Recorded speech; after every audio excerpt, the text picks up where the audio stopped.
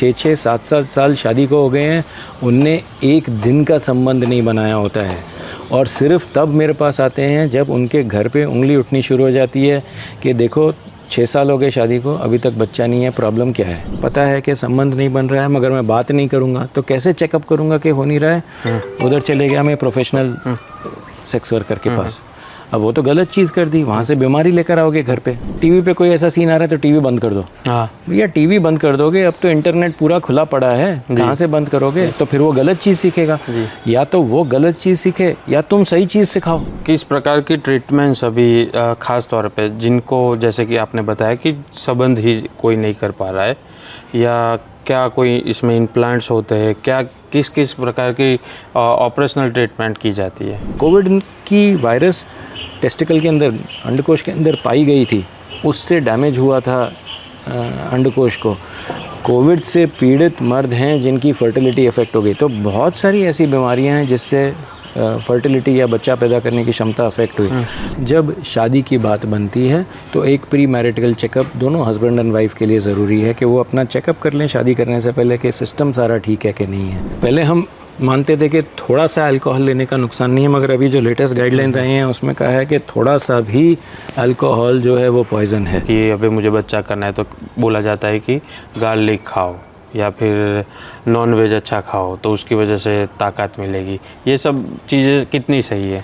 देखिए, हम किसी को जिसको जो योग्य नहीं है, जो नहीं कर पाता है संबंध, उसको हम सक्षम बना रहे हैं, उसको हम एबल बना रहे हैं, वो उसके बाद संबंध बना सकेगा हर स्थिति में, हर परिस्थिति में, हर मानसिक स्थिति में, हर तरीके से। ये समझ लेना कि मैं सब कुछ कर लूँ, अभी तो मैं सिगरेट पी लूँगा, अभी तो मैं ये कर लूँगा, अभी मैं नशा कर लूँगा, ये कर लूँगा, 6 महीने पहले मैं अपने लाइफस्टाइल चेंज कर लूँगा और सब कुछ ठीक हो जाएगा, नहीं, ज़रूरी नहीं है जी। मेजॉरिटी में होता है, बट एक गुड परसेंटेज 10% लोग हैं जिनमें ये परमानेंटली नहीं चेंज होगा। एक स्पर्म साइकिल 3 महीने की होती है, यानी कि नया स्पर्म जब बनता है और वो बाहर वीर्यों में निकलेगा उसको 3 महीने लगते हैं। हम ये मानते हैं कि 1 से 2 साइकिल ऐसी चाहिए होती हैं ये वॉश आउट सिस्टम के लिए। જ્યારે આપણે સોમાનની શરૂઆત કરી હતી ત્યારે આપણે નક્કી કર્યું હતું કે આપણે એવા તમામ મુદ્દા પર વાત કરીશું જેના બાબતે લોકો વાત કરતા ક્યાંય ખચકાટ અનુભવે છે અથવા તો શરમાય છે। આજે આપણે એક એવા જ મુદ્દા પર વાત કરવા ભેગા થયા છે। સામાન્ય રીતે મહિલાઓના હેલ્થ વિશે તો તમામ લોકો વાત કરતા હોય છે, પરંતુ આજે આપણે વાત કરવી છે પુરુષોના હેલ્થની। અત્યારે હાલ આપણી સાથે ડૉક્ટર વિમિત મલ્હોત્રા છે, તેમની સાથે વાત કરીશું। તેઓ યુરોલોજિસ્ટ છે અને એન્ડ્રોલોજિસ્ટ છે, તેમની સાથે વાત કરીશું। સૌથી પહેલાં તો આ મેડિકલ સાયન્સના આ કયા વિભાગ છે તે પણ સમજીશું અને એકદમ સામાન્ય ભાષામાં વાત કરવાનો પ્રયાસ કરીશું, જેથી તમામ બાબતો તમારા સુધી પહોંચે, તમે સમજી શકો, તમારા પરિવારમાં તમે ચર્ચા કરી શકો। सर, सबसे पहले स्वागत है आपका सोमान पे। तो सर, सबसे पहले बताइए कि यूरोलॉजिस्ट का काम क्या होता है। सबसे प्राथमिक बात तो यही है कि लोगों को ये भी नहीं मालूम है। थैंक यू, धन्यवाद मेरे को इस शो पे बुलाने के लिए। यूरोलॉजिस्ट एक किडनी, यूरेटर, ब्लैडर, प्रोस्टेट, यानी कि जो जितना ऑर्गन्स जो होते हैं जो मूत्राशय से संबंधित होते हैं, सेक्सुअल फंक्शन से संबंधित होते हैं और फर्टिलिटी यानी कि बच्चा पैदा करने की क्षमता से संबंधित होते हैं, वो सारे ऑर्गन से रिलेटेड जो बीमारियों की देखभाल करते हैं उनको यूरोलॉजिस्ट कहते हैं। जी सर। तो ज़्यादातर जो बात की जाती है even in area of fertility, तो ज़्यादातर हम जब बात करते हैं तो महिलाओं का चेकअप करने की बात करते हैं, महिलाओं के हेल्थ इश्यू को आप जाके चेक करवा लीजिए, ये सब बातें की जाती है। पर कोई उंगली कोई पुरुष पे या मर्द पे नहीं उठाता कि भाई आपको भी चेकअप करना ज़रूरी है क्योंकि आपकी हेल्थ का भी मामला हो सकता है। तो क्या वो एक टैबू है सोसाइटी में, क्या है, और पुरुष ज़्यादातर अपनी हेल्थ को लेकर इतने अवेयर क्यों नहीं रहते हैं? अगर इसके लिए बैकग्राउंड पे अगर हम लोग जाते हैं तो ये समझें कि गायनेकोलॉजिस्ट तो सब किसी को पता है, हाँ, बट यूरोलॉजिस्ट में जो भाग इसकी देखभाल करता है उसको एंड्रोलॉजी कहते हैं, जिसके बारे में किसी को नहीं पता है। सो इसलिए क्या होता है कि सपोज़ कोई भी फैमिली में हम लोग ले लें कि बच्चा नहीं पैदा हुआ, तो सबसे पहले क्या होगा कि उंगली उठेगी लेडी के ऊपर कि भैया बच्चा नहीं पैदा हुआ। हाँ। तो सास बोलेगी क्या देखो देखो कुछ भी प्रॉब्लम है, या बोलेंगे देखो छोटे वाले को तो बच्चा हो गया, बड़े वाले को अभी तक नहीं हुआ, कोई ना कोई प्रॉब्लम वाइफ में होगी। और फिर क्या होगा कि वो वाइफ जो है वो गायनेकोलॉजिस्ट के पास जाएगी पूछने के लिए कि भाई क्या है, मेरे को चेक करो, कुछ प्रॉब्लम है, बच्चा नहीं हो रहा है। ये प्रॉब्लम यहाँ से नहीं है, क्योंकि हम लोग देख ही नहीं रहे हैं कि ये एक कपल चीज़ है। एक आदमी तो बच्चा नहीं पैदा करता, एक पर्सन तो नहीं बच्चा पैदा करता है, आदमी है और औरत है, पुरुष है मर्द है और लेडी है, वो दोनों नहीं होंगे तो फिर कहाँ से बच्चा होगा। हम एक को तो पूरा का पूरा रिस्पॉन्सिबिलिटी दे रहे हैं, बोल रहे हैं ये तो जिम्मेदार है, बट आदमी का क्या, उसको कोई पूछता नहीं है। और जो उसको देखभाल करने का डिवीज़न है उसको कोई पूछता नहीं है, उसको एंड्रोलॉजी बोलते हैं जी। सो अब ये इनफैक्ट अब ये पहचानने में आ गया है कि 50% जितना भी कारण है फर्टिलिटी का वो मर्द से है, मेल से है। ओके। और उसके बावजूद भी आज भी हमारे देश में लेडी का ऑपरेशन भी हो जाएगा, सब कुछ हो जाएगा, सारा इलाज हो जाएगा, और एंड में जाकर पता चलेगा कि जब पुरुष का टेस्ट किया तो उसका शुक्राणु 0 था, बच्चा कहाँ से होगा। बट उसका कभी चेकअप ही नहीं हुआ, उसका कभी ये देखा ही नहीं कि उसको प्रॉब्लम है कि नहीं। यहाँ से प्रॉब्लम शुरू होती है, हम उसको आइडेंटिफाई करने की कोशिश नहीं करते, पहचानने की कोशिश नहीं करते। तो मतलब ये बात तो वही हुई कि पुरुष प्रधान हम जब समाज में जी रहे हैं तब पुरुष को ही नहीं मालूम कि भले ही वो प्रधान बन के बैठा है पर उसमें भी फॉल्ट हो सकता है, उसमें भी ज़्यादा दिक्कतें हो सकती है। ये सिर्फ यहाँ का नहीं है, हम लोग सोचते हैं ये हिंदुस्तान का है तो ये प्रॉब्लम यहाँ की, ये पूरे वर्ल्ड की प्रॉब्लम है। हम लोग अगर हिस्ट्री में जाते हैं ना तो सारे देशों में ऐसा ही होते आया है। हर कंट्री में सबसे आधुनिक हम बोल दें वेस्टर्न कंट्रीज़ में भी यही प्रथा रही कि वहाँ पर भी पुरुष को माना गया कि इसको कुछ भी प्रॉब्लम नहीं हो सकती, सारी प्रॉब्लम औरत की होगी। और यही चीज़ यहाँ पर भी हुई तो ये पूरे विश्व की प्रॉब्लम थी कि ये माना गया कि पुरुष को तो कुछ हो ही नहीं सकता, उनने अपने आप को देखना छोड़ दिया और सिर्फ जो चेकअप हुआ वो, और सिर्फ इलाज हुआ, सिर्फ जो हुआ वो औरत को रिलेटेड ही हुआ। जी सर। तो अभी की जो लाइफस्टाइल है सर, तो उसमें कौन सी एज से लेके आम तौर पर पुरुषों में दिक्कतें देखने को मिलती है और वो किस किस प्रकार की होती है जी, ज़्यादातर लाइफस्टाइल की वजह से? लाइफस्टाइल बहुत बदल गया है। अभी अगर हम लोग देखें तो सबसे बड़ा फैक्टर अभी इनफैक्ट 2-3 फैक्टर्स हैं जो कि बहुत ही जल्दी रफ्तार में बढ़ रहे हैं। अभी इंडिया में तो बहुत जल्दी रफ्तार में बढ़ रहे हैं। डायबिटीज़, इंडिया डायबिटीज़ का नंबर 1 कैपिटल है। जितने लोग अब डायबिटीज़ के साथ पीड़ित मिल रहे हैं वो फास्ट फॉरवर्ड में बढ़ रहा है। दूसरा, अगर वज़न देखो तो पहले हम लोग बोलते थे कि वेस्टर्न कंट्री में जाओ, अमेरिका में जाओ तो वहाँ पर सब मोटे लोग मिलेंगे। अभी हिंदुस्तान में देखो तो सब लोग मोटे मिलेंगे। क्यों? क्योंकि लाइफस्टाइल ऐसा हो गया, काम ऐसा हो गया, स्ट्रेस हो गया, एक्सरसाइज नहीं करना है, खान पान में बाहर का खाना खाना है, जो भी है रेडीमेड फास्ट फूड लेना है। जो हेल्दी लाइफस्टाइल की प्रथा थी कि दिन में 2 बार भोजन करना है, जल्दी 6-7 बजे के बाद भोजन नहीं करना है, ये सब तो आदत ख़त्म हो गई। अभी जब काम ख़त्म होगा तो रात को टीवी सीरियल देखकर 10 बजे 11 बजे खाना होगा, उसके बाद सोना होगा। सो ये कोई पैटर्न ही रहा है कि हम लोग का कैसा लाइफस्टाइल होगा। रेडीमेड फास्ट फूड में फूड आएगा, जो भी होगा उससे डायबिटीज़ बढ़ेगा।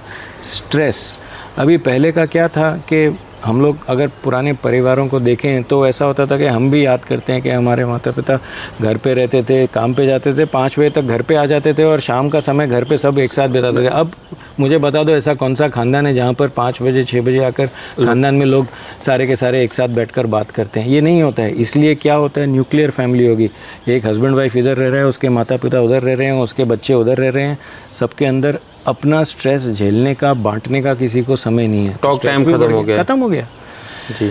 एक आप बांटते थे पहले, बांटने से क्या होता है, आपका स्ट्रेस कम होता है। वो अब हो ही नहीं रहा है तो स्ट्रेस बढ़ गया, डायबिटीज़ बढ़ गया, मोटापा बढ़ गया, बीमारी बढ़ गई, सारी बीमारी बढ़ गई जी।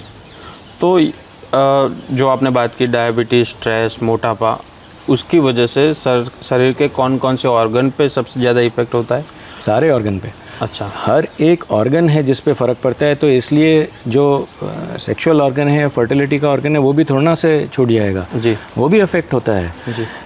दोनों चीज़ों के ऊपर असर होता है, यानी कि जो कि शुक्राणु बनाने की क्षमता है, जो उसकी कैपेबिलिटी है वो भी ख़त्म हो जाती है, कम हो जाती है, और जो संबंध बनाने की ताकत है वो भी ख़त्म हो जाती है। तो दोनों तरीके से देखो, अगर बच्चा पैदा होना है तो एक चीज़ है कि शुक्राणु ठीक से बनना चाहिए और संबंध भी तो होना चाहिए जी। अगर शुक्राणु बन भी गए मगर संबंध ही नहीं हो रहा है तो फिर क्या फ़ायदा होने वाला है? नहीं होगा, कुछ नहीं होगा। जी जी जी। तो सर अभी आपके पास किस प्रकार के केस आते हैं जिसमें किस तरह से इलाज किया जाता है? अभी अपने यहाँ कैसा मेडिकल साइंस काम कर रहा है?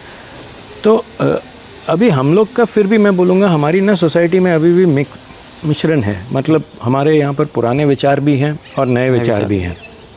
पुराने विचार ये हैं कि हम अभी भी उस सोसाइटी में हैं जो बहुत हद तक ये मानते हैं कि शादी एक ही बार होती है जी। तो वो जो पति पत्नी हैं वो एक दूसरे को झेल रहे हैं मगर बताएंगे नहीं कि क्या प्रॉब्लम है। पढ़े लिखे लोग, मेरे पास बहुत पढ़े लिखे लोग आते हैं, 6-6, 7-7 साल शादी को हो गए हैं, उनने एक दिन का संबंध नहीं बनाया होता है और सिर्फ तब मेरे पास आते हैं जब उनके घर पे उंगली उठनी शुरू हो जाती है कि देखो 6 साल हो गए शादी को, अभी तक बच्चा नहीं है, प्रॉब्लम क्या है।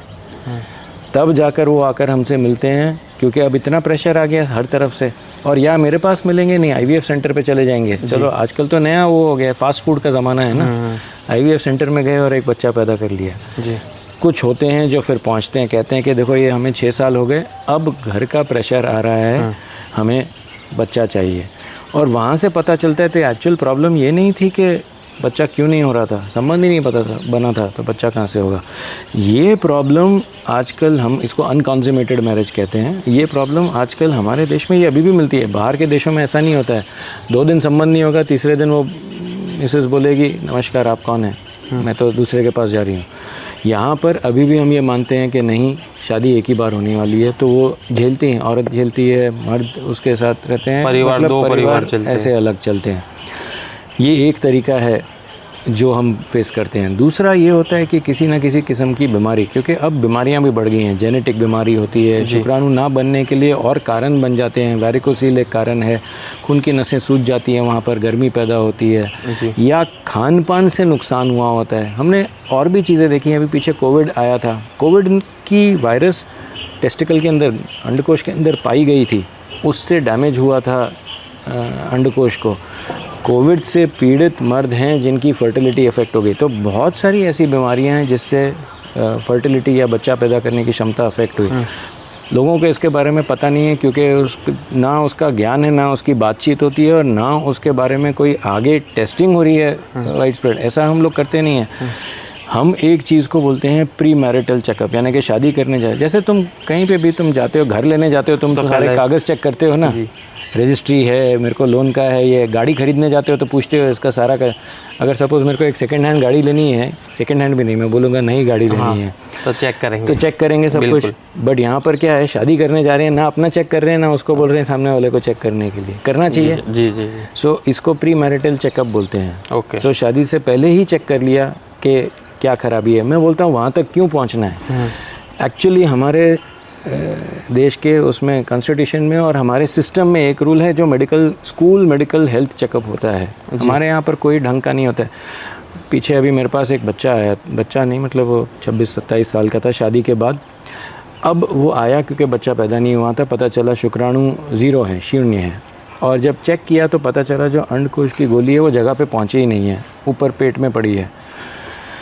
ये चीज़ के लिए ही स्कूल चेकअप बनाए गए थे कि आप स्कूल चेकअप में जब बच्चे जाएंगे तो लेडी डॉक्टर, महिला डॉक्टर लड़कियों को देखेगी, जो जेंट्स डॉक्टर आते हैं बच्चों के वो जेंट्स को देखेंगे, बच्चों को देखेंगे और ये देखेंगे ये सारी चीज़ें कि भाई अंडकोश की गोलियों का ग्रोथ ठीक से हो रहा है, हम विरलाइजेशन बोलते हैं, यानी कि हार्मोन्स ठीक से रिलीज़ हो रहे हैं, बाल आ रहे हैं नहीं आ रहे शरीर पे, ये सारी चीज़ें चेक करने के लिए किए जाते हैं। वो सब होते ही नहीं है ढंग से, कागज़ पे हो जाते होंगे, लिख के भेज देते होंगे कि ये कर लिया, मगर होते नहीं हैं। क्योंकि अगर हो जाते तो वो 10 साल की उम्र में ये पता चल जाता कि ये तकलीफ़ थी, वो उसी समय ठीक कर दी जाती जिसका अंजाम अलग होता जी। अब 26 साल पे जो अंजाम होगा वो अलग होगा जी।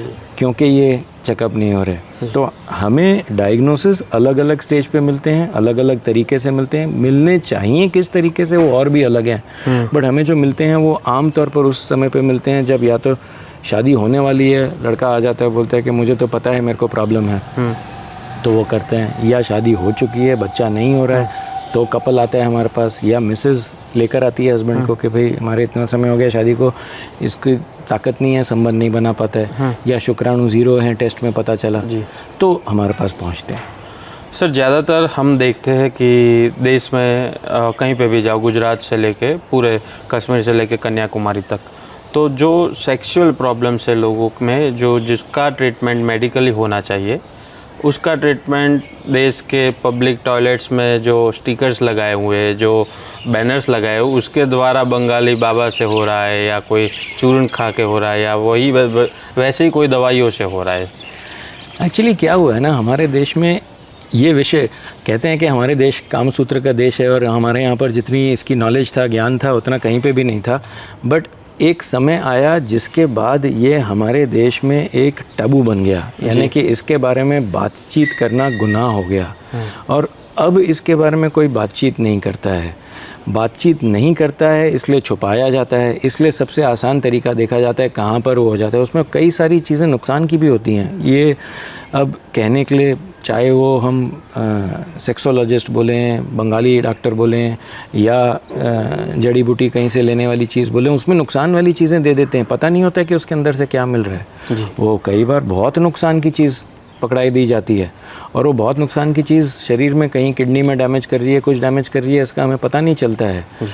इसी प्रकार से हमने ये भी देखा हुआ है कि कई बार लोग गलत तरीके से अपनी जांच करने चले जाते हैं। क्या करने चले जाते हैं? पता है कि संबंध नहीं बन रहा है, मगर मैं बात नहीं करूँगा तो कैसे चेकअप करूँगा कि हो नहीं रहा है। उधर चले गया मैं प्रोफेशनल सेक्स वर्कर के पास।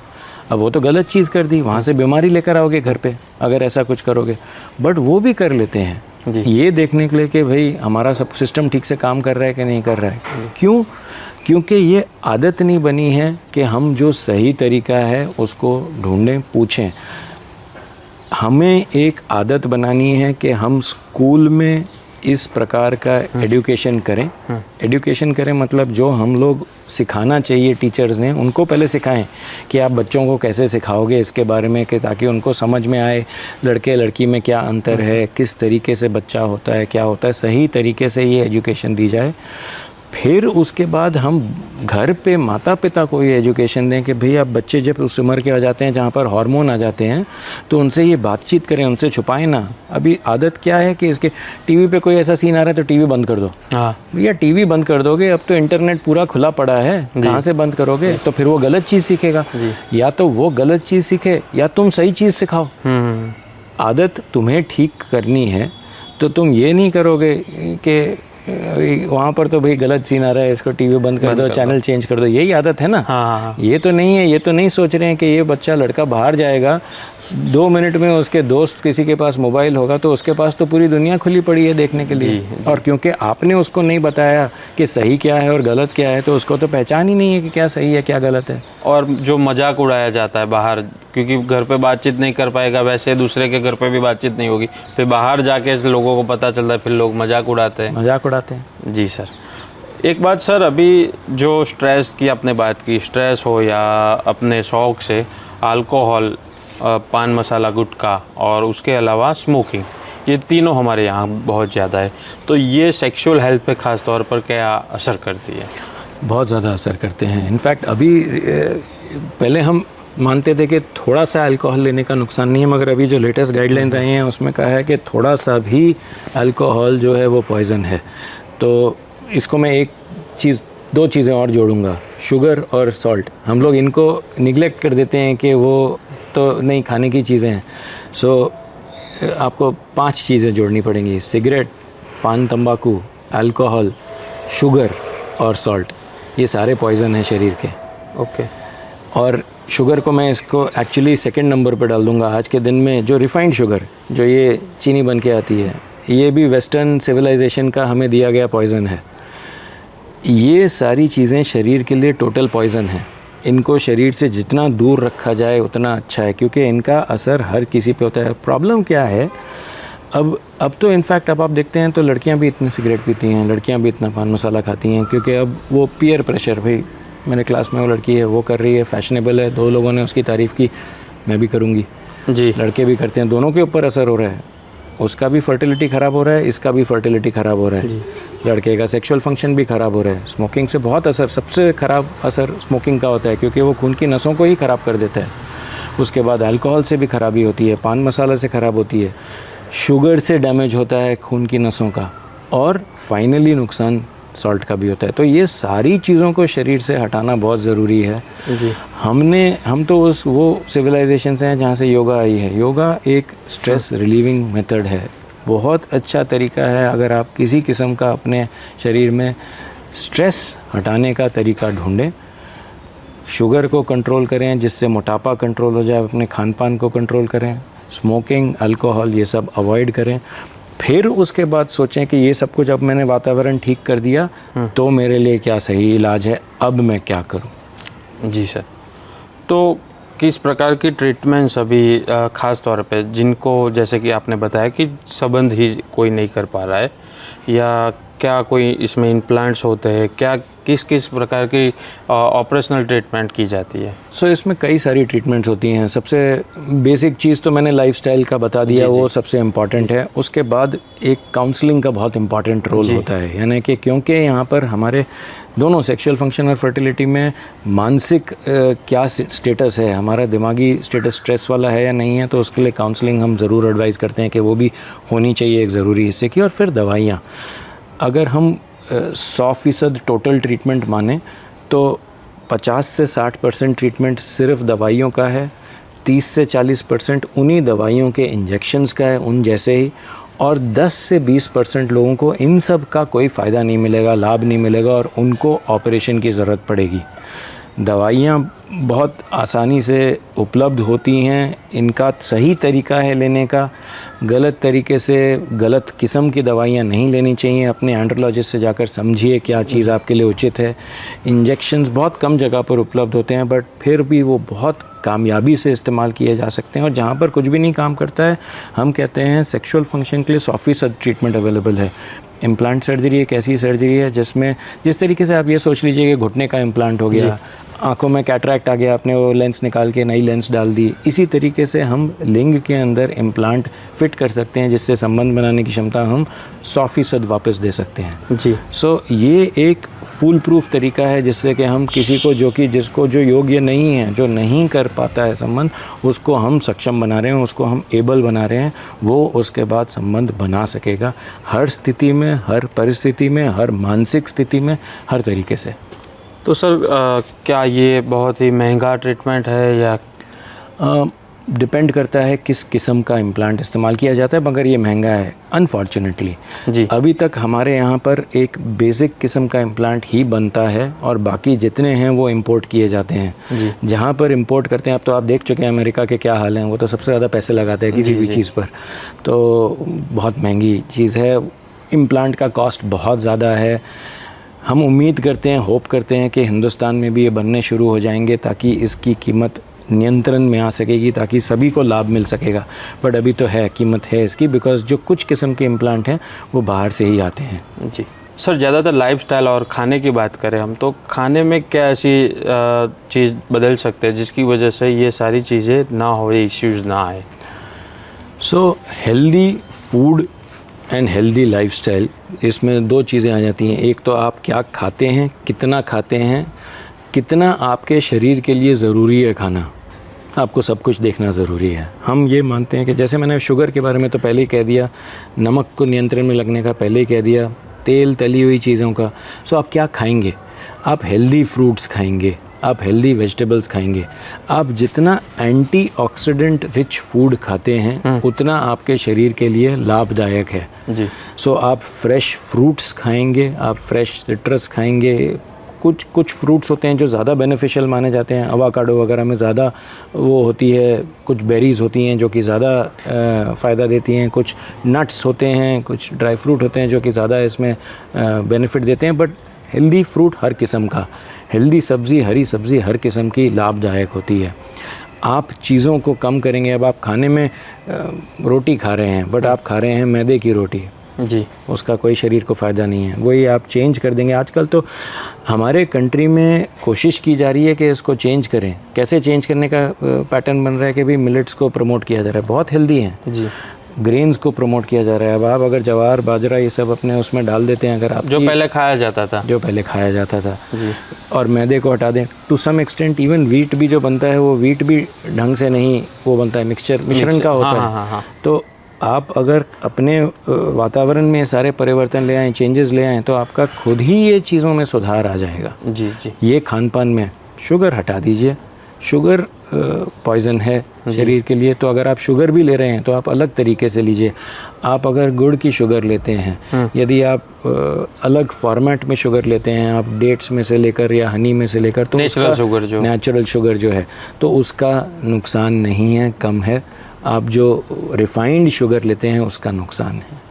सर एक बात ये भी की जाती है ज़्यादातर लोगों में, जब लोग युवा होते हैं तो उनका ग्रुप जब बैठता है डिस्कस करता है, तो जब होती है शादी के बाद बात कि अभी मुझे बच्चा करना है, तो बोला जाता है कि गार्लिक खाओ या फिर नॉन वेज अच्छा खाओ तो उसकी वजह से ताकत मिलेगी। ये सब चीज़ें कितनी सही है? सो प्रोटीन का एक इम्पॉर्टेंस है शरीर में, बट प्रोटीन बहुत सारे चीज़ों में आता है, सिर्फ नॉन वेजिटेरियन में नहीं आता है। तो आपको आप शाकाहारी हैं तो भी उसमें प्रोटीन सोर्सेज हैं जो आप ले सकते हैं, आप मांसाहारी हैं तो भी उसमें प्रोटीन सोर्सेज जो आप ले सकते हैं। और प्रोटीन का इम्पॉर्टेंस है, आप अडल्ट एक मेल हैं तो 70 ग्राम के तकरीबन प्रोटीन आपके इनटेक में होना चाहिए दिन का।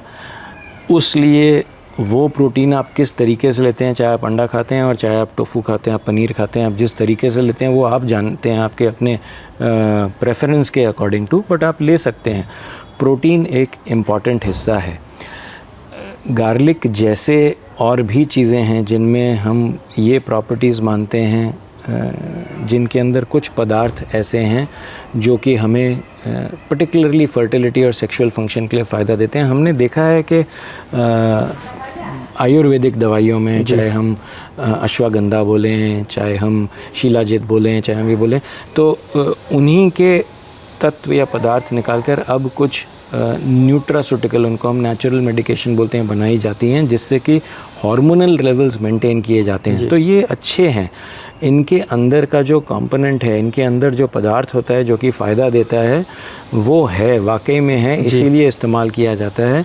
तो ये गलत नहीं है, बट ये समझना ज़रूरी है कि अब क्या होता है, यदि आप एक सही जगह से दवा ले पाते हैं, चाहे वो आयुर्वेद की हो, चाहे वो एलोपैथ की हो, मॉडर्न मेडिसिन की हो, वो उस समझ से ले पाते हैं कि जो आपको दे रहा है वो आपको समझ से दे रहा है कि मैं इसमें कौन से पदार्थ का क्या फ़ायदा चाहता हूँ, तो बात ठीक है।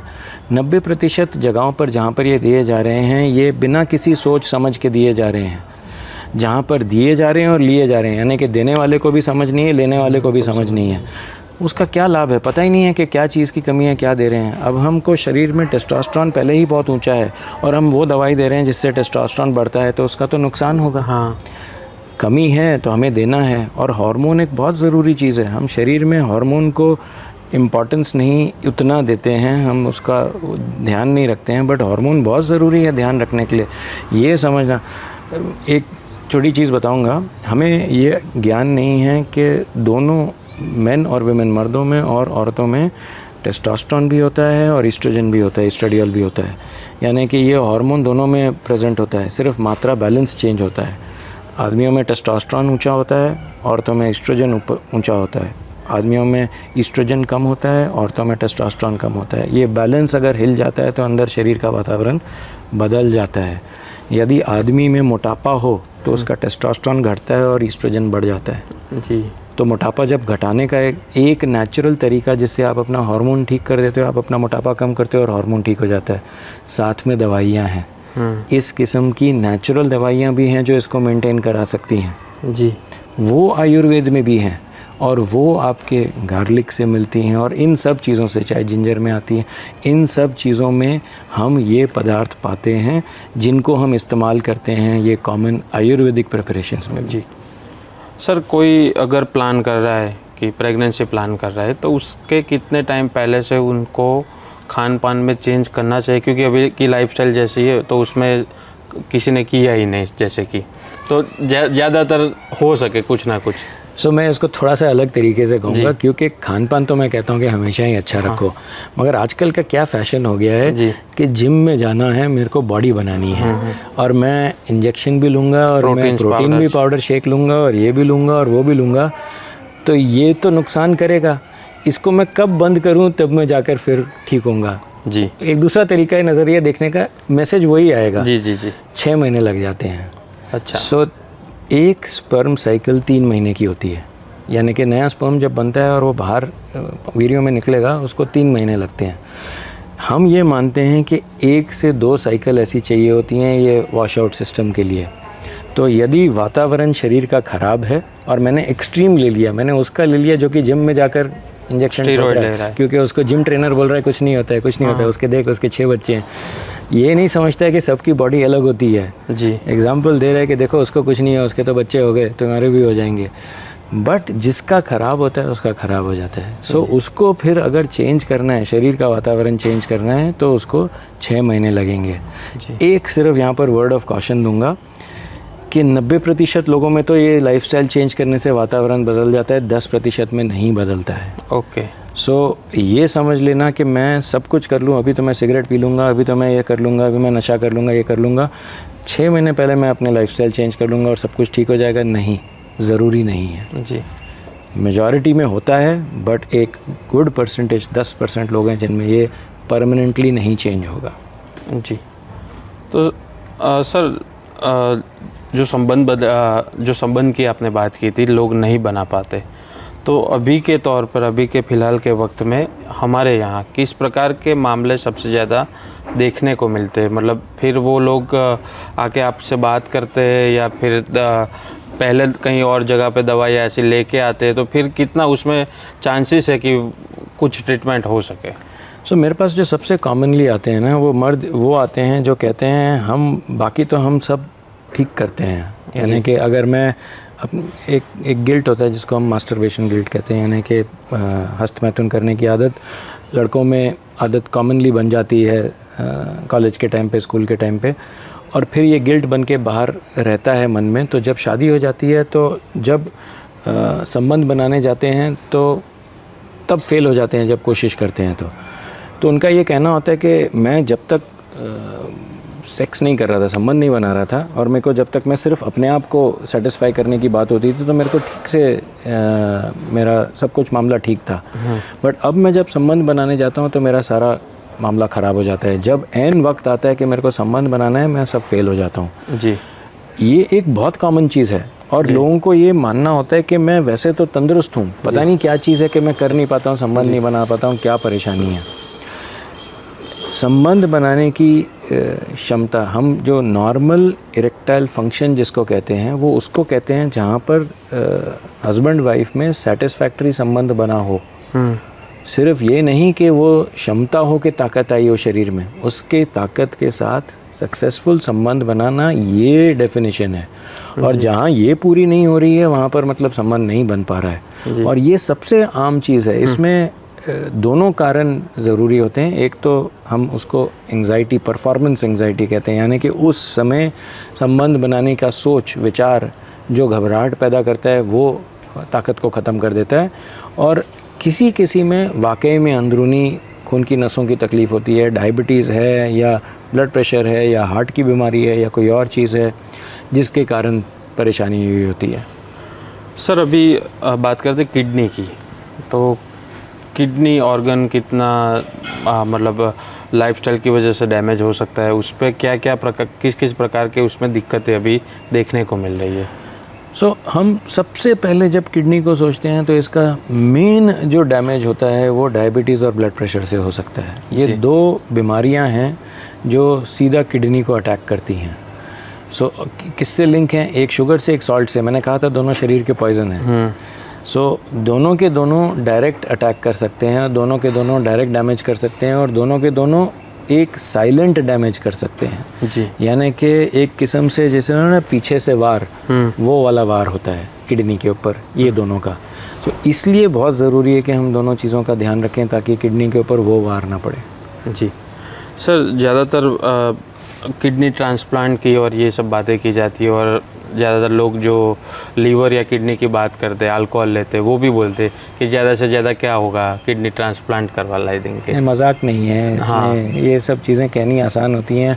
आपको किडनी फेलियर या किडनी डैमेज के पेशेंट्स या उनके परिवारों से मिलें तब जाकर समझ में आएगा कि ये क्या मायना रखती हैं। इनके बारे में बात करना बहुत आसान होता है, बट इसका जो ओवरऑल इम्पैक्ट होता है, पूरे ख़ानदान के ऊपर जो इम्पैक्ट होता है वो भयानक होता है। अपने शरीर का जितना ख्याल खुद रख सकते हो, जो नेचर ने दिया है, जो भगवान ने दिया है, उसके सारे हिस्सों का ध्यान रखना, ख्याल रखना हमारा ही फ़र्ज़ है। हम ये सोचें कि नहीं अभी हम अय्याशी कर लेंगे और बाद में इसको बदल देंगे, वो आसान चीज़ नहीं है। जी सर, तो आखिरी में किस प्रकार के टेस्ट करवाने चाहिए बिफोर, अगर आपकी शादी हो रही है तो उसके बारे में भी, और रूटीन टेस्ट भी जो आप बोल सके कि किडनी से लेके सारे जो ऑर्गन्स के लिए? एक नियम बनाना चाहिए हर किसी को, अपने बच्चों को पीडियाट्रिशियन से, अगर स्कूल में चेकअप नहीं हो रहा है जी, तो 10 साल की उम्र से पहले एक कंप्लीट फिज़िकल चेकअप पीडियाट्रिशियन से ज़रूर कराएं। वैसे तो जल्दी कराएं, इसको 6 साल से पहले कराएं तो और बेहतर है, फिर 10 साल पे कराएं एक कंप्लीट फ़िज़िकल चेकअप जिसमें सारी चीज़ों, सारे ऑर्गन्स का चेकअप हो। उसके बाद जब हार्मोनल चेंजेस आते हैं, यानी कि 13 से 14 की उम्र पे हमारे शरीर के हार्मोन्स, लड़कियों में थोड़ा सा पहले, उससे 1 साल पहले, लड़कों में थोड़ा सा 1 साल बाद हार्मोन्स आते हैं और शरीर के हार्मोनल चेंजेस सारे के सारे पाए जाते हैं। पीरियड्स शुरू हो जाते हैं लड़कियों को, लड़कों को जो होता है टेस्टिकल्स का साइज़, लिंग का साइज़, शरीर में बाल, ये सारी चीज़ें आनी शुरू हो जाती हैं। यदि वो चेकअप ज़रूर होना ज़रूरी होता है कि सारी ग्रोथ ठीक से हो रही है कि नहीं हो रही है। फिर जब शादी की बात बनती है तो एक प्री मैरिटल चेकअप दोनों हस्बैंड एंड वाइफ के लिए ज़रूरी है कि वो अपना चेकअप कर लें शादी करने से पहले कि सिस्टम सारा ठीक है कि नहीं है। और वहाँ के बाद अगर फिर कोई समस्या आती है तो दोनों को एज अ कपल टेस्ट होना ज़रूरी होता है। इसके बाद इस समय तक आपने एक हेल्थ चेकअप तो कर लिया होता है।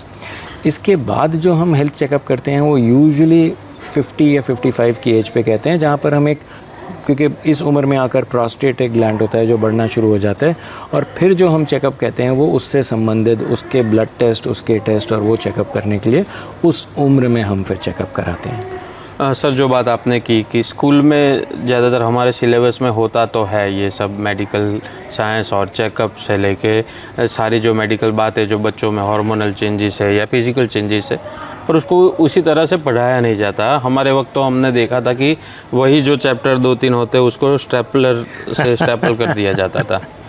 तो उसके बारे में क्या राय है आपकी? तो ये प्रॉब्लम है ना, क्योंकि हमारे देश में हम अब इसको टैबू मान के चलते हैं। हम ये सोचते हैं कि ये वो चीज़ है जिसके बारे में हम बच्चों को ना पढ़ाएं तो अच्छा है, वो उससे दूर रहेंगे। ऐसा नहीं है।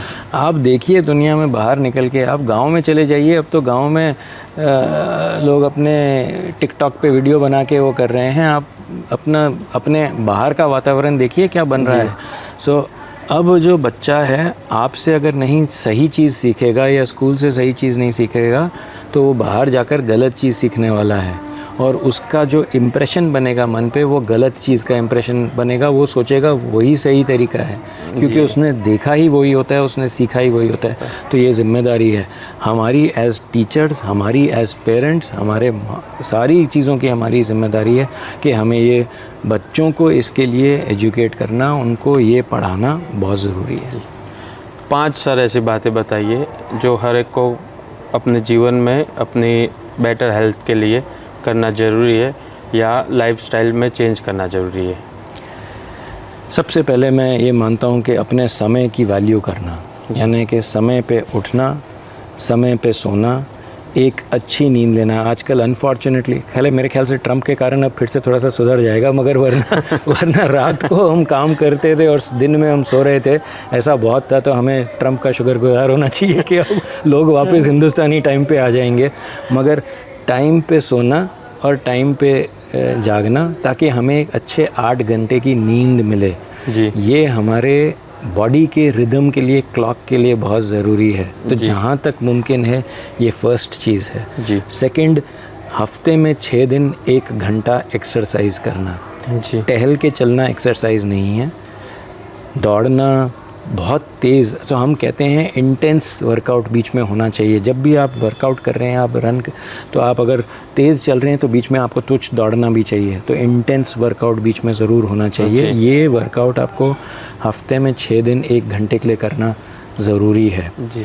अपने खाने का ध्यान रखना, यानी कि वज़न पे भी ध्यान रखना, क्या आप खा रहे हैं, अंदर कितना खा रहे हैं, आपके शरीर को कितनी आवश्यकता है, ये देखना बहुत ज़रूरी है।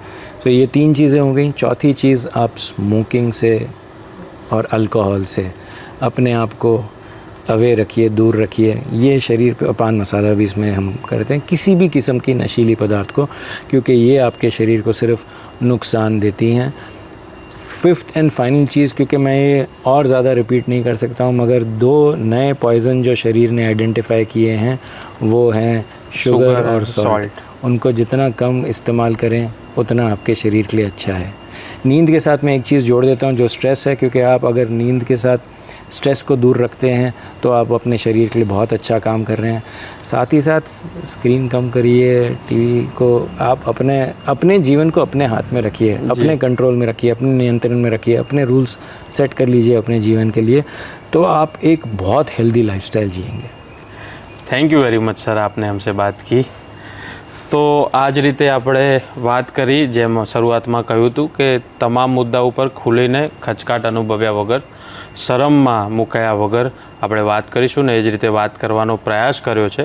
જો તમને આ વિડીયો પસંદ આવ્યો હોય તો ચોક્કસ તમે તમારા મિત્રો સાથે, પરિવાર સાથે શેર કરજો, અને જો કંઈ પણ તમારા કંઈ વિચાર હોય કે તમારા કોઈ મંતવ્ય હોય તો કોમેન્ટ બોક્સમાં જરૂરથી જણાવજો, અને આ જ રીતે જોડાયેલા રહેજો સ્વમાન સાથે। નમસ્કાર।